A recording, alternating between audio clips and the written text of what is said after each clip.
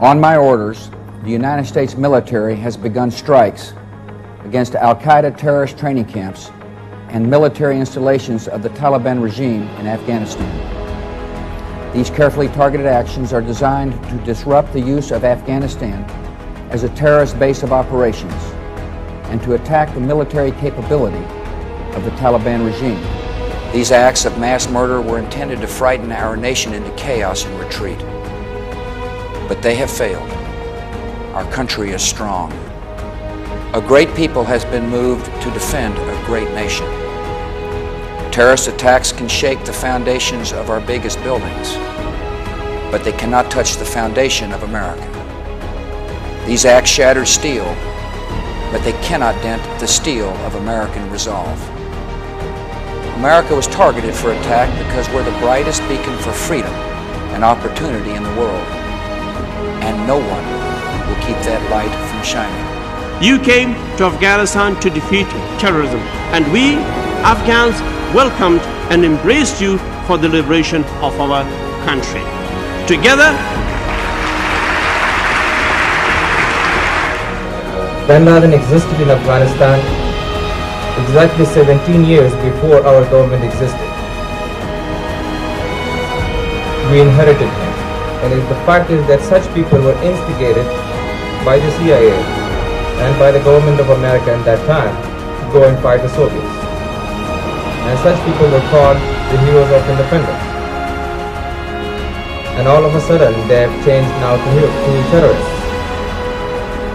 We don't say that we are defending terrorism, but we need to know whether they are really terrorists or not.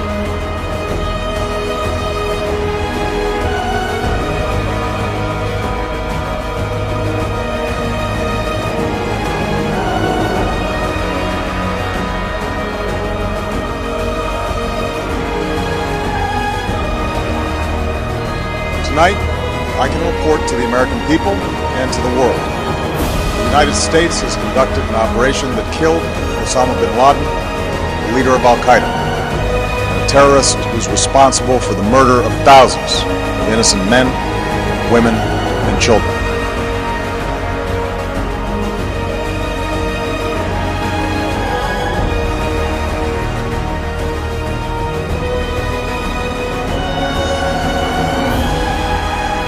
On the 9th of October 2012, the Taliban shot me on the left side of my forehead.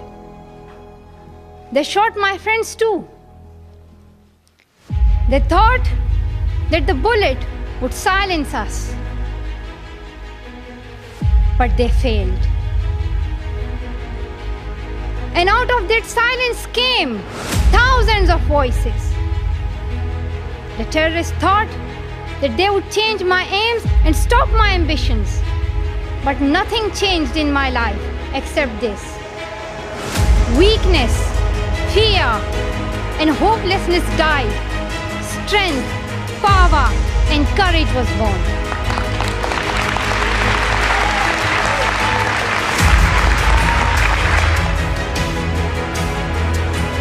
And with that bilateral security agreement, assuming it is signed, we can plan for a limited military presence in Afghanistan beyond 2014. Because after all the sacrifices we've made, we want to preserve the gains that you have helped to win. And we're going to make sure that Afghanistan can never again, ever, be used again to launch an attack against our country.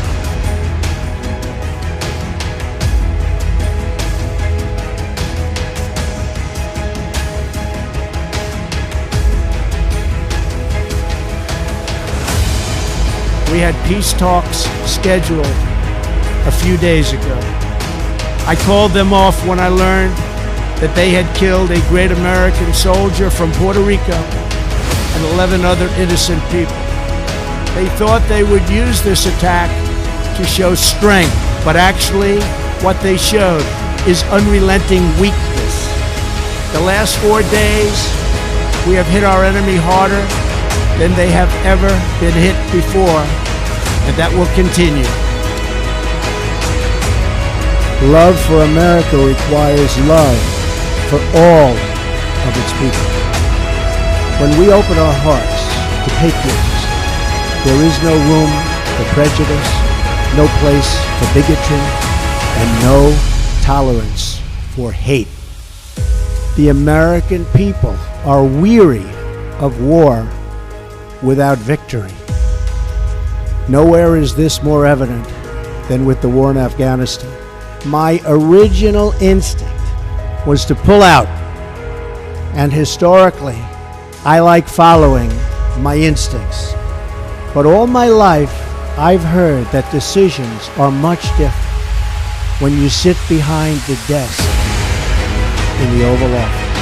The consequences of a rapid exit are both predictable and unacceptable.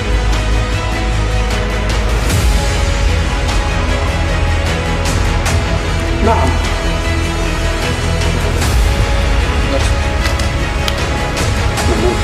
ما هو الجنوب والسلفيات والوام التستر أنا مخيط تكبير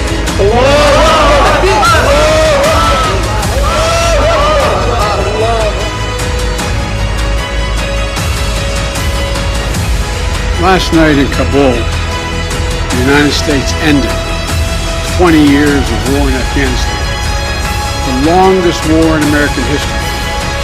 We completed one of the biggest airlifts in history, with more than 120,000 people evacuated to safety.